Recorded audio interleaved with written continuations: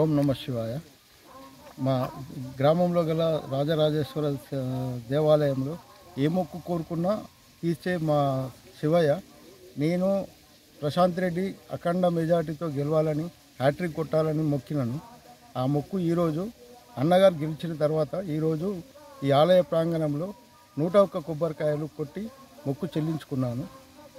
ఈ మా రాజరాజేశ్వర స్వామి దేవాలయంలో గతంలో కూడా ఒకసారి మా ఎంపీటీసీగా గెలిస్తే కొడతానన్నా, అప్పుడు కూడా కొట్టిన. నేను మొక్కినప్పుడల్లా నేను ఎవరికైతే గెలవాలని కోరుకుంటున్నానో వాళ్ళు ఖచ్చితంగా గెలుస్తున్నారు. కాబట్టి ఆ మొక్కును నేను వెనుకబెట్టకుండా ఖచ్చితంగా మొక్కు చెల్లిస్తూ వస్తున్నాను. ఇక ముందు కూడా దేవుడు శివయ్య నాకు ఆశీర్వాదం ఇస్తాడని ఈ అందరి ముందు నేను కోరుకుంటున్నాను.